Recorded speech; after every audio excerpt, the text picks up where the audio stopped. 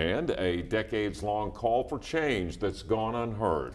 For people who live in the south end of Little Rock, common things like sidewalks, proper drainage, even clean parks are problems they say have gone unanswered despite their pleas for help. Tonight, TV 11's Michaelan Johnson takes us into the historic South End to see if change is finally on the way.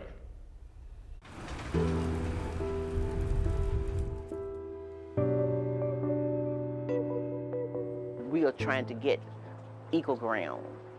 We're trying to play catch up because of the fact that we have been left out for so long.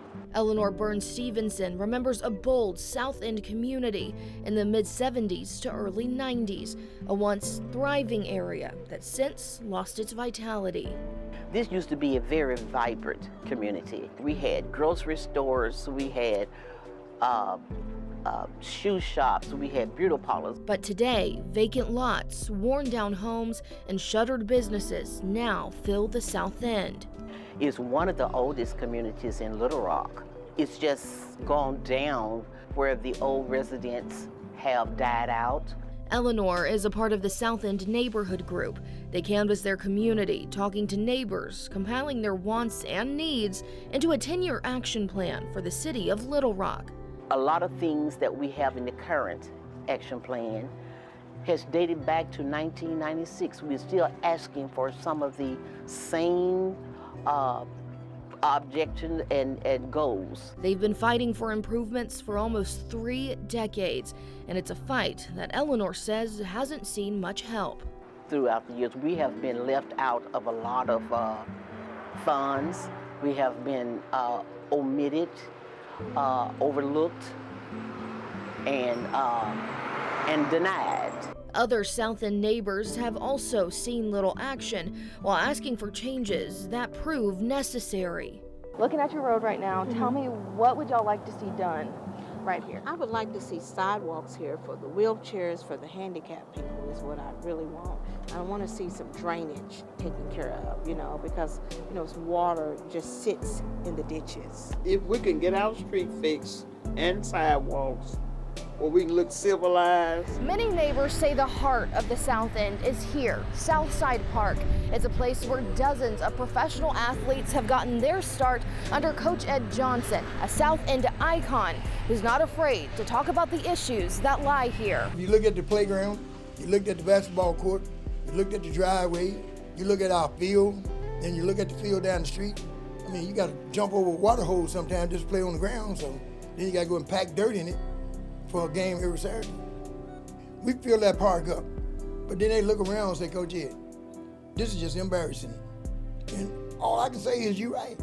Now retired, Coach Ed is one of the most well-known coaches in the South End, leading the Sunset Tigers for 50 years and an inductee in the Arkansas Black Hall of Fame. In his time with the Tigers, his impact has proved invaluable to the South End. Giving the kids something to belong to, giving the kids something to be proud of, that they don't have to join gangs, they don't have to go out and steal. Our pride is in that orange and white. But Coach Ed says the Tigers' home has been overlooked for too long. We got playground equipment down there that's probably older than most people. We want them to see our neighborhood as our neighborhood, not look at us as a ghetto neighborhood, because we're not. According to Little Rock Mayor Frank Scott Jr., change is on the horizon. Recently, the city board and I invested close to $200,000 to redo their lights. We're focusing on the revitalization of that particular park, which is Southside Park. A step in the right direction, but Mayor Scott recognizes there's a long road ahead. And quite frankly, there's a lot of work to catch up on. For now, South End neighbors like Eleanor are trying to focus on the positive and not let the past ruin progress. A lot of the residents feel like, oh, they're not going to do anything now because they never have done anything. And that mindset just bothers me because you never stop fighting. In their fight, getting new life, the South End Neighborhood Group's 10-year action plan is now seeing some motion. Our action plan has been approved by the Planning Commission. It has been approved by the City Board.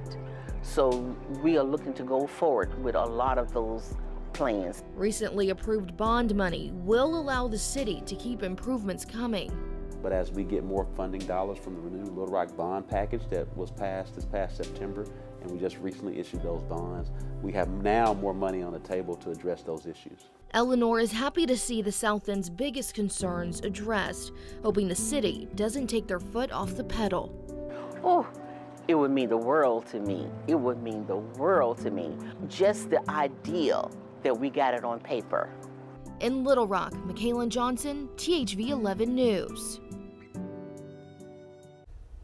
Now, Mayor Frank Scott Jr. adds that he understands the work that's needed in these historically forgotten and neglected neighborhoods, and he wants people who live there to know the city is doing more work with affordable housing. And he's also collaborated with Metro Housing Alliance and the Central Housing Arkansas Corporation to restore Sunset Terrace apartments to single-family homes. And Faith, if you're going to bring back that neighborhood, that's where it's going to start, with the residents in the residential area, because who did we hear from in that? The people who live there. And this is a story that we've been following, and Michaela's been doing even a year ago, a build on a story we told you about last week. So we're going to stick with this and continue to make sure that neighborhoods continue to be revitalized. Michaela's not going to let it go. And neither are we at THV 11.